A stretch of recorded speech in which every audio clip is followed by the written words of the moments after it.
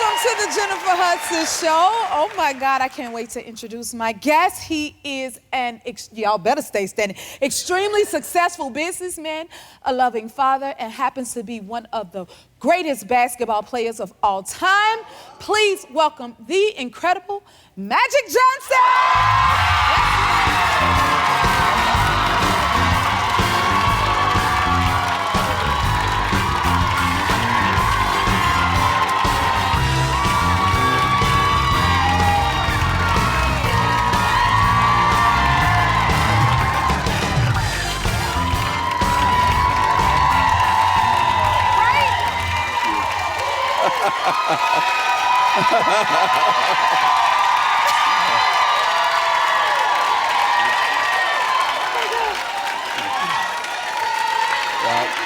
Thank you.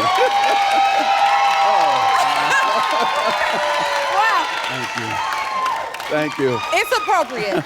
Oh, It's wow. appropriate. We love you so much here. Thank you. Are you used to this energy everywhere you go? It's crazy. You know, God is good. He's good, right? You know, so I've been blessed. And this is amazing. And let me congratulate you. Mm-hmm. Got picked up third season. Third season? I'm doing all right. No, you're doing more than all right. When I first came on your show, second person owned it. Yes, yes. And I knew then, watching you the first show, but understanding that God had a purpose for you in your life, that Thank you was going to master this just like you've done everything else in your life. Wow. So that's what it's all about. So keep doing it. Thank you so much, and I want to say thank you for coming on the show in my first season on the second episode. I am so grateful for your presence, as we all are, right, guys? I appreciate it. Thank you. Thank you. I'm gonna get some brownie points at home from Cookie now. Hi, Cookie. It's me, Jennifer. Now, speaking of points, did you see me playing at the All-Star game? I saw you. You know what? You did good. Did I do okay? Yeah, you did good. You did good. See, that's the pose you gotta have when you're out there. See, you know what? If I didn't know what I was doing, I said I have to act like I do. Wait. You know I couldn't find the rim, right? But you from Chicago. I am. You know what's up. You I got am. game. You got real game. People from Chicago got real basketball game and skills. Thank you. So, okay, so you do know that because did you see, like I even had a little shot. But the thing that tripped me up though, hear me out, Magic, Micah, the football player, Yeah. he came flying over my head. And I was like, what is happening to me? Right here. Right there. And then I went flying across the court. Mm-hmm. But then I said, Jennifer, take it. You know what I mean? So I did practice. I took it very seriously because I love some basketball, okay? Right. Now, I got a clip for you because I need you to check out my shot and my form. Okay, let me see. I got to get the tips. Good job. Knock it down. Great job. Okay, Great job. okay. And I know your son was proud of you too. Yes. You made it, see? Yeah, I was trying to make him proud, you know. Yes, he was impressed. He was tough on me. That was a nice shot. Okay. You know, next year, you're going to be even better. See? I don't know about next year. This was a once-in-a-lifetime experience. Now, maybe I could coach or maybe commentate.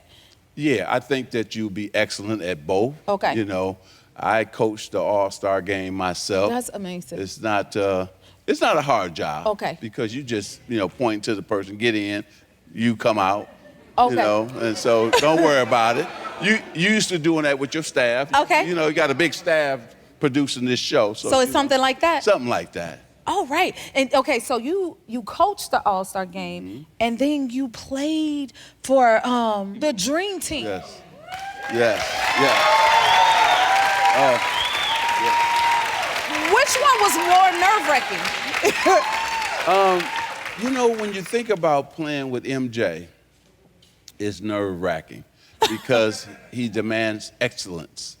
But just getting him the basketball in the right place and let him do his thing with the tongue out and everything. Well, the tongue way out. And I tell you, we were practicing. So Coach Daly had divided the team, East versus the West. So all the East players, Michael Jordan, Pippen, Larry Bird, Charles Barkley, Patrick Ewing, all the East guys, versus the West guys, all my guys from the Western Conference. So Jennifer, it was a tight game. I love a tight game. Yeah, it was a tight game. Then we went up by about 5 or 6 points, and they called timeout. So I went over to Michael Jordan. I said, man, if you don't turn into Air Jordan, we're going to blow y'all out. Like that. So I was talking trash to him. What did I do that for? Oh, he came out that huddle, and he must have scored 8, 9 straight points, and he was always looking at me. He gave you, like... See? Don't wake me up now. You encouraged him a little too much. Exactly, a little too much. I talked trash a little too much to him. And, but it was a pleasure because it had been on my bucket list to play with him and Larry Bird. That was on my bucket list, and I got a chance to play with both on the Dream Team. We blew everybody out by probably over 42 points a game. And then the last thing I did, I played cards with Michael Jordan every single night. Really? Yeah, till 5 a.m. in the morning. Oh, every my night. goodness. Every night. And yeah, we both lost a lot of money to each other. You know, my dream is to meet his mother. Oh, first class. Oh, my goodness. First that would class. be a dream. And, you know, she's just a powerful, quiet presence. You know, she has that presence and powerful, but also sweet, just a great person. And she's a blessing to others, too. Yes. The foundation work and everything that Michael was able to do, she created it, built it, ran it, did a wonderful job. I love just sitting hearing from you about the greats, and from a great, this is gold, right, y'all? It's golden. And I'm talking to a great. Oh my God, thank you. All good. More with Magic, we'll be right back. We're back with the incredible Magic Johnson. In the 90s, you were in a Michael Jackson music video. How did that happen? Oh, man. You know, I was the biggest Jackson 5, then Michael Jackson fan. So I get a call. Magic. I did not see the voice I coming. want to talk to you. So I hung the phone. You hung up. No, I hung up. So the phone rang 2 minutes later. This is funny. Magic, this is Michael Jackson. I said, this is not Michael Jackson. So I hung the phone up again. So I knew Jackie Jackson very well, his brother. So his brother called me and said, Magic, that was really Michael calling you. No! Please, I'll call him back. How did you get him back on the phone? So I got back, and I'm apologizing for an hour. I am so sorry. I thought somebody was playing a joke on me, right? So he says, I'm doing this video, and I want to do one with the 2 MJs, one with you and one with Michael Jordan. Can you come to my house tonight? Can I come to your house? Man, what time you want me there? So I came, and beautiful home, and we had this long table. So I'm sitting down here, he's down at that end, and the people come out serving the food. So I ordered some chicken, grilled chicken, and vegetables, because I'm trying to think he eating healthy, so I'm gonna eat healthy too. I don't want to let my hero down. So the guy raised the lid, bam.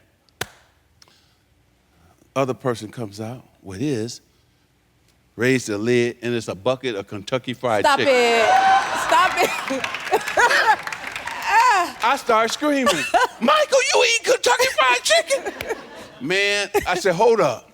I got to come down there and share that bucket with you. We went down. I went down there. We sat on the floor and tore that chicken. You tore it up. This is a true story. I believe you. A true story. Next day was the video. Ladies and gentlemen, I've never seen a guy that can dance like this young man for hours and sing and perform like he could perform. I went on 3 tours with them. There's nobody that's ever been on this earth that could do what Michael Jackson could do. That's right. Nobody. That gave me chills. I mean, Oh my goodness. He was such a person of perfection. Everything had to be right. He rehearsed the band himself and could point out when you off, he heard it and told, no. This boy. Ding, ding, ding. The guitar man. You gotta play it like this. I'm sitting there like, wow. He could sound like a trumpet or a horn, whatever he needed at that time for you to play the song the way the album sounded. He was big on that. Very Every precise. song had to be just like the album, just like they performed it on that album. That man was something else. Wow. And we miss him, and Yes. I love him. That's my guy. We do. I gotta ask about one more because it's just great after great after great after great. And then Prince, he called and wanted to do a pajama party in one of your theaters. Yes. How did that happen? So I owned the Magic Johnson Theater, so I get a call. I also, thank you. I went on tour with Prince too. Isaiah Thomas and I were big Prince fans. We followed Prince around. I love music. Yes. So I get a call, and Prince said, what's up, Prince? He said, Magic, I want to rent out your theater. I said, you don't have to rent out my theater. I'll give you the theater. No. I want to come in, though, at 1 in the morning. That sounds like Prince all day. Yeah, 1 in the morning. And I want to bring a busload of people, but we're going to have pajamas on. Is that okay? I said, yeah, it's okay. I said, let me talk to my manager, make sure he understands what's about to happen. Yeah. And make sure I got some staff on to take care of you and your team of people. So I said, let me get up. I went to sleep and got back up at 12 to go. Did you go? Make sure, I had to make sure he was okay. So here come the buses. People came in, and I tell you something, they were like little kids, laughing at every joke, everything that happened, wearing pajamas. I mean, just what he said would happen, happened. And that was one of the biggest thrills, too, to have Prince in the hood. Wow. At my theater. Come on. With his team of people. That was wonderful. You know, just, it showed you how important those theaters were to the community. Right. Then Michael Jackson had his Thriller came out. And guess where he had a premiere? Where? At my theater. Come on. Yeah, at my theater. In the Look hood. at God. So it was really touching to have all these celebrities and Michael Jackson right in South Central LA. And it made the people in the community feel good about themselves and about the community. So that's what it's all about. It's all about. And also giving respect and homage to those who are successful, like yourself. Thank you. So thank you again. We are so grateful for you. Thank you for being here. Will you stick around? Because we know you're a busy man. Okay, more with Magic. We'll be right back. We are back with the one and only Magic Johnson. Now, you were just at the unveiling of the Kobe Bryant statue in LA. What did that mean to you? Yeah. Jennifer, it was bittersweet. You know, Vanessa, his wife, did an amazing job with her speech and also helped. I think she designed it too, his statue. But we all miss him. Yes. And him not being there. Yeah. But what a legacy he left. He's such an amazing young man, and the things that he did for women's sports and the girl dad and championships that he won. Kobe was much more than just a dominant basketball player and a champion basketball player. And he meant so much to this city, Los Angeles, but also to the basketball world worldwide. So, but the statue is the best statue I've ever seen. Yeah. So give Vanessa and Jeannie Buss a lot of credit, the Laker owner, because it was amazing. But we all just missed him and his presence. And so thank you to everybody who have gone by and taken pictures with the statue and that are Kobe fans, because the young man, there'll never be another Kobe Bryant. Never. You know, never. Never. It's amazing to see you all come together to honor his legacy. Yeah. It's a beautiful thing. Yeah, it really is. And, you know, he's going to, that Laker mystique, and he winning those 5 championships, and the way he did it was special. Probably the closest dude to Michael Jordan, right? Because Michael is the greatest has ever played, but he's Kobe in terms of how he was able to, his mannerisms like Michael, the way he approached the game like Michael. So, but special. It's very special. Thank you for speaking on that. Yeah. Now, you've always been an amazing advocate for health and wellness, and we want to thank you for that, first of all. Thank you. I appreciate that. Yes. Tell us what you're doing with the awareness of RSV. Yeah, RSV is really important that we all educate ourselves, especially those who are 60 and over, you know, because it's a common contagious respiratory virus that affects now those people who are 60 and over. And we think about it, last year, 177,000 people were hospitalized from RSV and 14,000 died. So all of us who are 60 and older should call our doctor, our pharmacist, and really get more information about RSV and how it can affect you, right? And now, for the first time, they have a vaccine, so you can get vaccinated. Okay, you can get vaccination. So, but it's very important that all of us who are older, or talk to your parents or your grandparents about RSV, because it's out here in a big way. Okay. And is there any signs that people can detect? Yeah, it's almost like getting the flu. So it's important that you know that it's almost like those type of symptoms. So as soon as something happens like that, please call your doctor or your pharmacist, because you don't know. A lot of people who come down with RSV didn't know it was RSV. They thought it was the flu. They thought it was COVID, but it was actually RSV. So that's why it's so important you talk to your doctor, and then you can go to sidelinersv.com, you know, so you can learn more information. But please talk to your doctors, and then everybody out there, get your physicals, please, especially minorities out there. You got to get your physicals. Take it from the man. He understands. You know what? Thank you for just being you, being the example that you are, the human that you are, the heart that you have, the example that you have been through health and fitness, through being just an amazing legend and icon. We celebrate you. Thank We you. thank you. Will you come back again and see us? You know I'm going to I come see you. appreciate you so much. Thanks, everybody. The one and only Magic Johnson will be right back. Our next guest is a producer, best-selling author, and a former diplomat. She's also the daughter of 2 legends. Take a look. Nicole Avant is a powerhouse. She's a philanthropist, a filmmaker, and the first Black woman to serve as an ambassador to the Bahamas under President Barack Obama.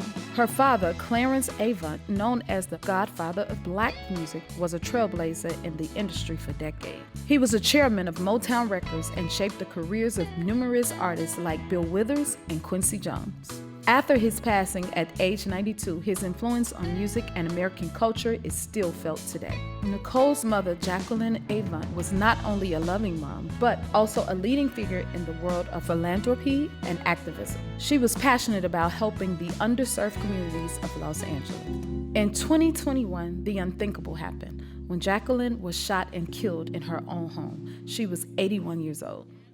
Through the challenging journey of her mother's passing, Nicole found the strength to write an inspiring memoir titled Think You'll Be Happy. It's a powerful reflection on life, loss, and resilience. Please welcome Nicole Avant. Thank you so much for being here. I'm so happy to be here. You have no idea. I'm so happy to be here. Wow. I've really been looking forward to this.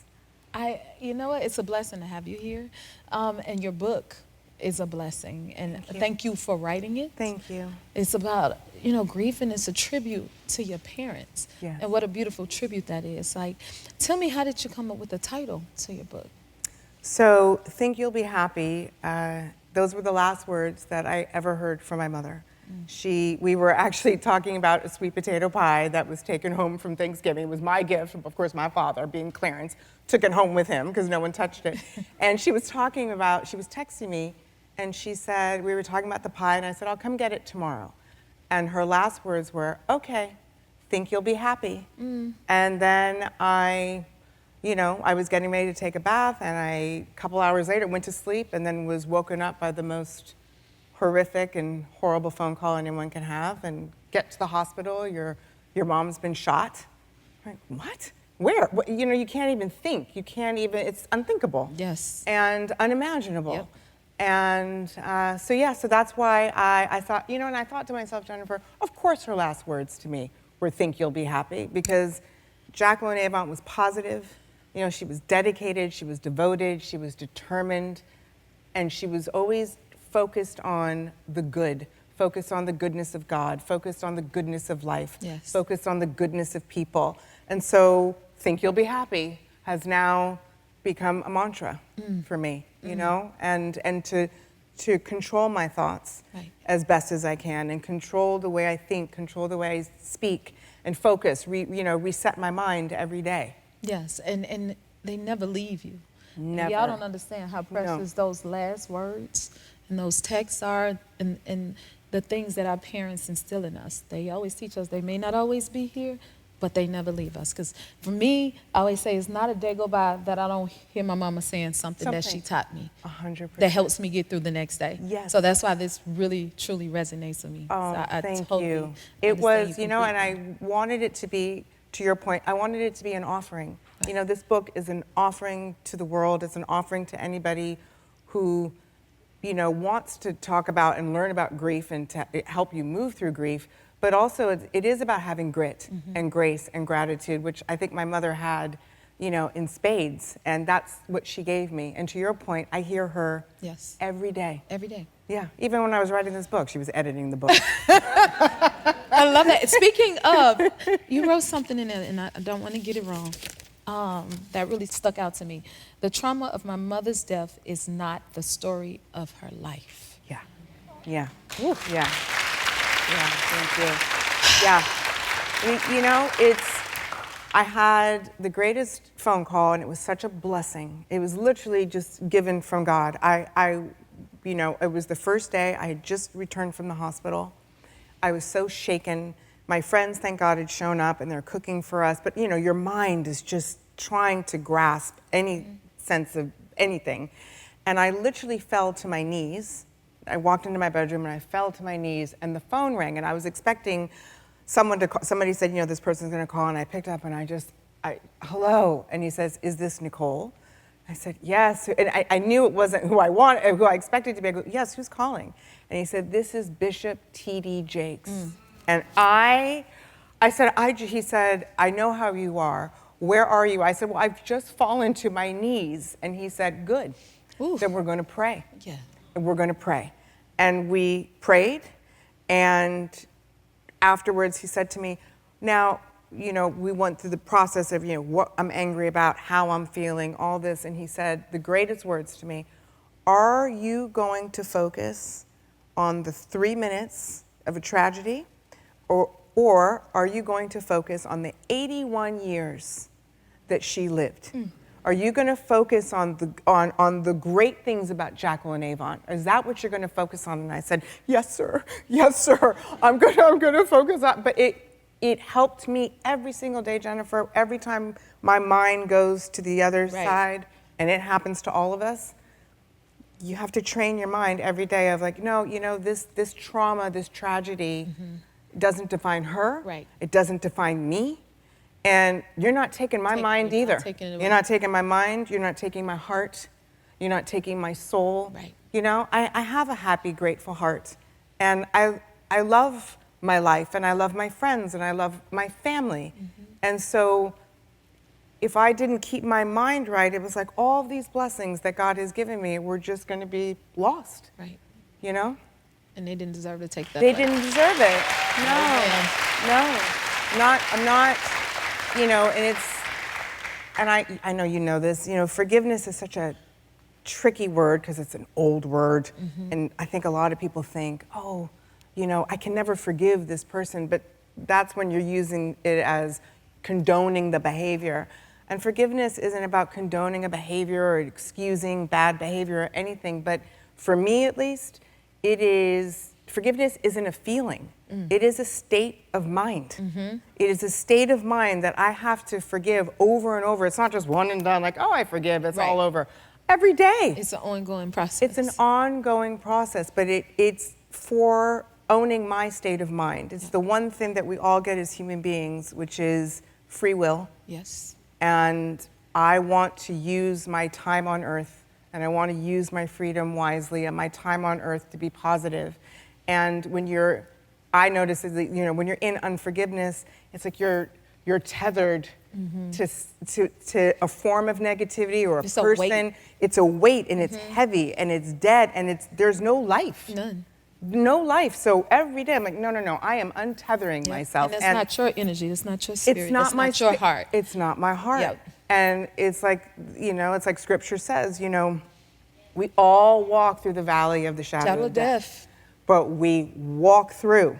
It doesn't say pitch your tent. Come on. It does not say we're going to stay here and live in this negativity and said, of course, believe me, I've walked through the valley, and I've walked through in grief and in sadness and in anger, but I kept walking. I kept walking, and I want to walk towards the light, and I want to walk towards goodness, and I want to walk towards source. And you're still here.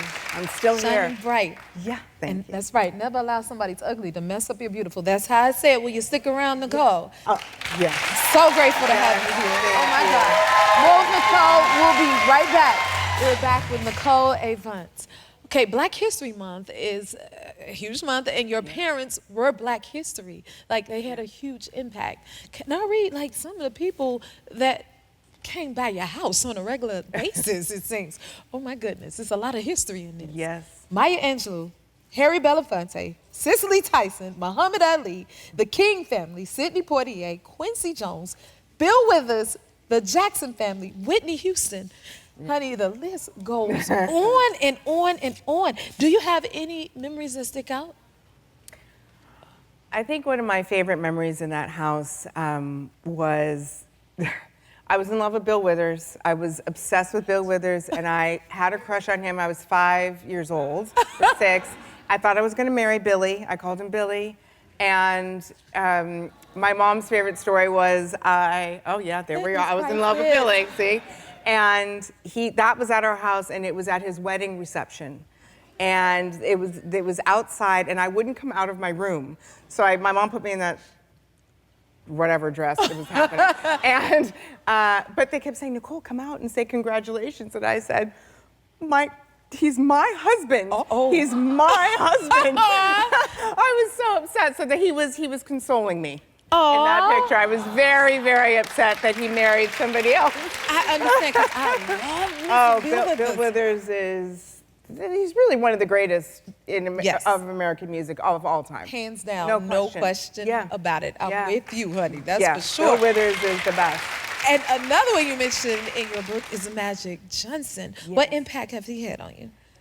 Magic's been great, because Magic and Cookie, I love them because they're always so open with their faith and about their faith, which I love. And I've watched them growing up as whatever trial came through, anything or any challenge. I love athletes anyway. I always study them of how do they move forward, how do they make sure they stay triumphant, so I kind of study that.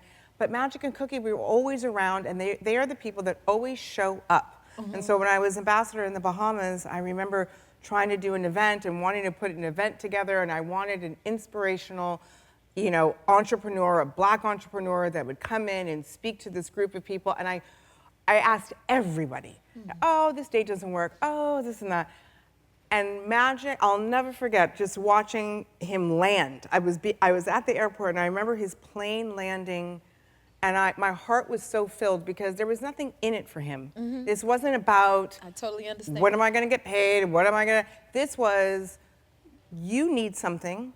I can provide it, and we are going to help change people's lives for the better. And so that's what we do. Yes. And this is part of service, and this is what we're going to do. And so, and then once he did that event, I never had a problem again with booking anybody. Wow. Everybody started showing up. That's the power of Magic Johnson. Yes. He's great. He's a Great people. they're great people, and they show up for people. You know, and when my mom died, he was one of the first calls. And he, you know, let me be vulnerable and let me cry, but reminded me how great she was and told me how much he loved her and checked on my father. Yes. You know, so. God always got somebody when others just God won't has do. to use people. Yes, he does. Yes. And actually, we have a surprise for you. Come on out here, Magic!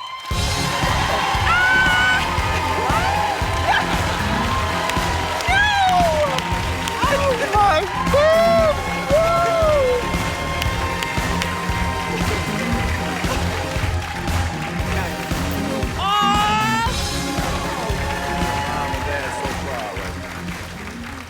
You know that. You know that. I love these moments. Well, oh my my goodness. Because y'all gonna have me crying love you. too. Oh, I love you. I love you so much. Well, see, this is what I mean. I mean, I love you. Thank already you. know. You Thank already you. know. Thank You you. know. Man. Oh my goodness. Take your time. Have your moment. I understand, but you a blessing and you a blessing, okay? Thank you. We need more Thank people you. like you both. Thank More you. with Magic and Nicole. We'll be right back. We're back with Nicole Avant and Magic Johnson. Now, Nicole, you said no one surprises you. No, ever. I mean, Are you surprised? yes. But I mean, you know what? I woke up this morning and I was like, today is the day the Lord has made, and I choose to be glad and rejoice in it. Come on. And I'm so glad that you're here. It was like exactly when these things happen. But like you were asking me about Magic earlier, like what he's brought into my life. Yes. And I mentioned faith. Yes. And that's what I mean. Like my mom would wake up every day and she would give me that scripture of, it's just a reminder to control your thoughts, control your emotions, control your heart as much as you can. You can't control everything, but what we can, we try to. And it's such a beautiful scripture because it reminds you of choice. I love how it's, you know, choice, you know? It changes everything. But I want to say thank you for writing the book. Right. Because also it can be healing for you, but also it educates all of us on when we go through something, what we can do, right? Yeah. And so to Thank have you. these two powerful women here, black women who are doing such amazing things is really a blessing, you know? Touching the world. Thank yeah. you. Yeah. Thank you. So, you know, I'm so close to them. Her father helped me in business get started here in Los Angeles. He was one of the first people that I talked to, and he mentored me. When we first got started, my partner and I, Ken Lombard, went to see her dad, and he gave us so many golden nuggets about how to start our business. Also, then connected us with other CEOs and people. Go see him. Go see him. Go. And, he gonna take like the meet. father. Her dad didn't play around. When I call, he's taking that meet. Don't worry about it. And so he was a powerful man. And then he got me involved also in politics. He had every president came to the house. Yep. He said, be here at a certain time. I want you to meet so-and-so. You're going to go out and campaign for him. Oh, yeah. Wow. Yeah, he was that guy. Oh, yeah. You know, His told you purpose, what you're going to do, powerful. when you're going to do it, how you're going to do it. Relentless. Yes. And relentless. And her mom,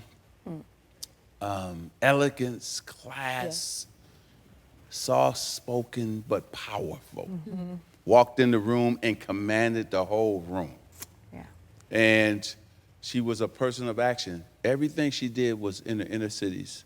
Yes. For young people, the hospital, Yeah. all the work she did was about giving back and making the black community better, the inner cities better. And so learned so much. Cookie and I learned so much from her parents, and then also Nicole and her brother is just two of the most amazing people as well. Her husband is one of the most powerful men in the world. And so Ted is a great man as well. So thank you, sweetheart. Thank you. And we want to thank you for bringing us two together Yes. on this awesome Yes. show. I mean, this is incredible. Thank you. I appreciate you both so much. You know, the difference that you make, Magic. Thank you. It means the world to all of us, even our babies. Thank you. And Nicole, to you for writing this book. I'm trying not to get too emotional. Yeah. For those who may not have lost, but even those who have, we know we're not alone. So thank you. Thank you. Thank you. Nicole's book, Think You'll Be Happy, is available everywhere books are sold. We'll be right back. Woo! If you like this video, smash that like button and subscribe to the Jennifer Hudson Show YouTube channel. Check your local listings or visit jenniferhudsonshow.com to see when you can watch full episodes in your area. And don't forget to sign up for the newsletter.